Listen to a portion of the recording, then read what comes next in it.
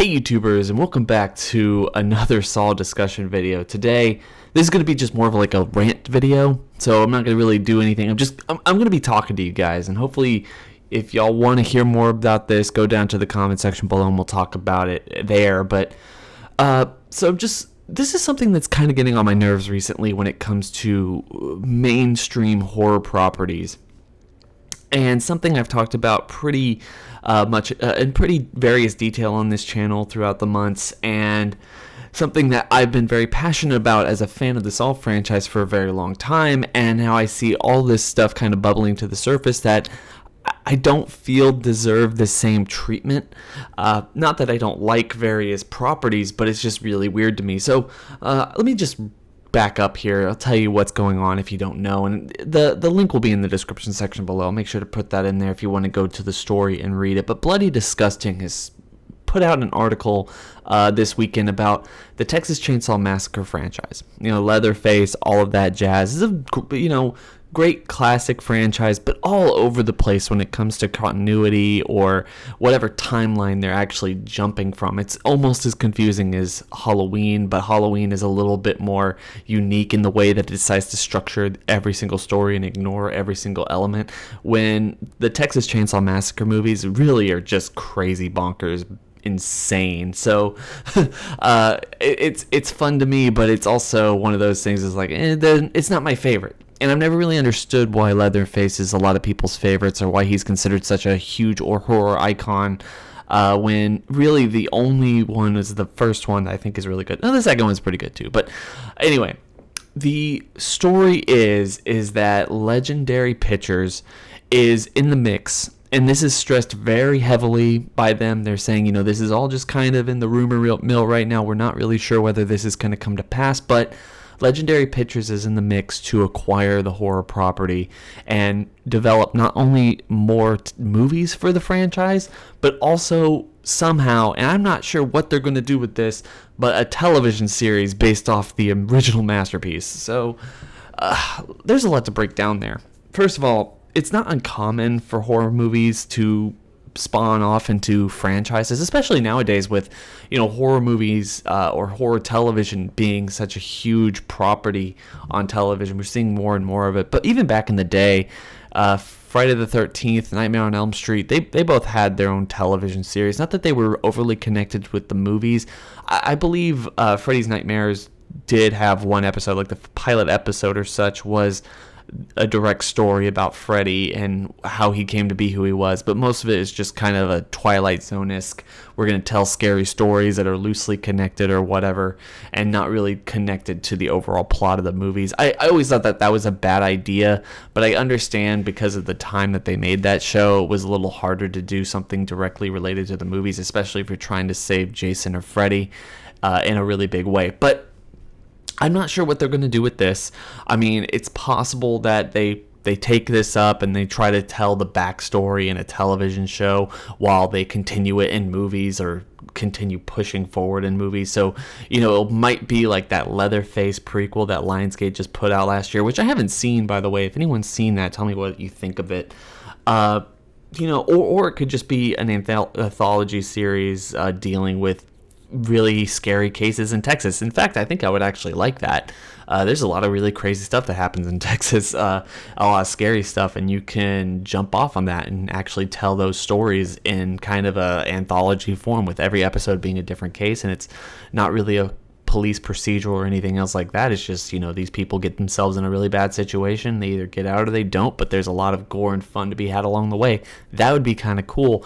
But, with all of this movie property being turned into television franchise, especially for horror genres going around these days. I mean, heck, they're giving Chucky his own television series. I mean, not that Chucky is a bad series. I mean, I know a lot of people, and some of my good friends on YouTube actually really, really love that franchise. I've never been a huge fan. It's always been a little too comical and wacky for me, but there's definitely a fandom for that, and people want to see that show continue. I'm a huge fan of the Hannibal television show that was turned in from the book to the movie franchise, but probably more so the movie franchise got it at least to a television show status. So that was always something really interesting to me, and I'm looking forward to the Purge show coming going on just later this month, or not later this month, but early next month, probably like September 4th, I think. I mean, that's going to be really awesome, and I think that that's a universe or a show concept that really deserves a lot more exploration. But the weird thing to me, and what I'm really mad about here, is the Saw franchise, as I've always said on this channel, really deserves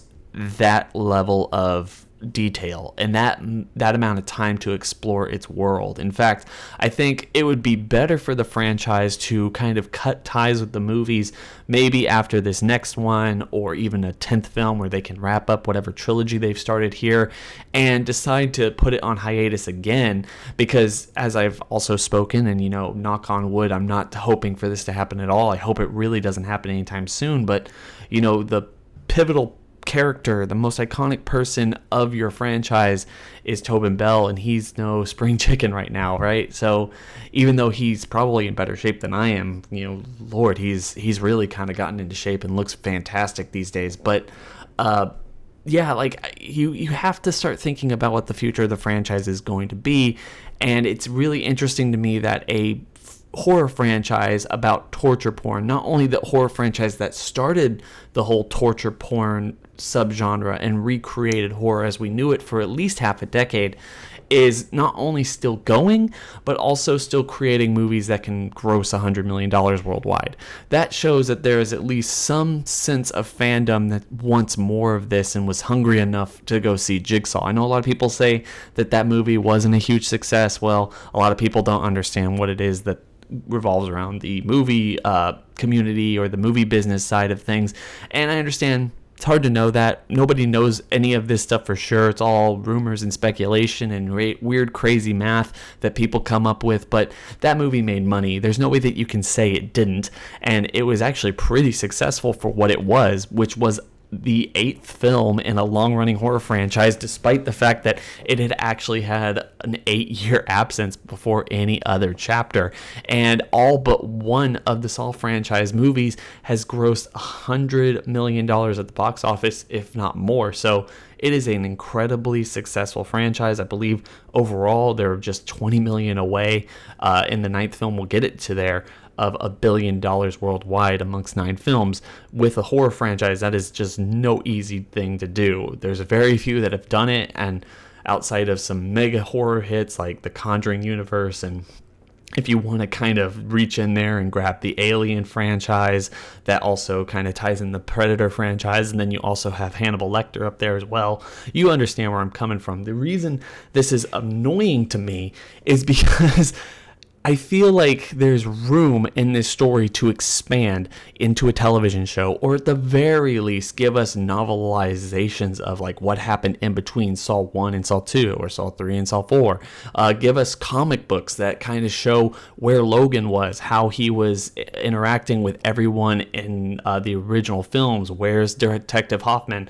Where's Dr. Gordon? All these other questions that fans on my channel and all around the internet and just in general, like talking amongst ourselves, are asking each other every single day. We want to see those interactions, and we understand that you can't do all of this in a movie. The movies are just always going to focus on the traps.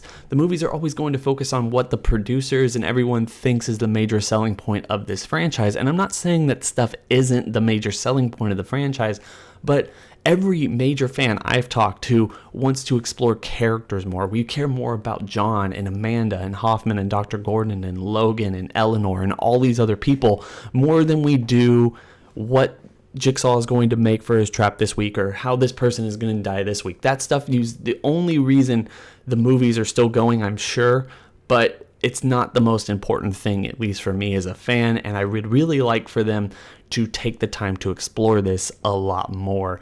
And I think a television network is something to do that, 10 hours, 10 episodes or so of exploring the story.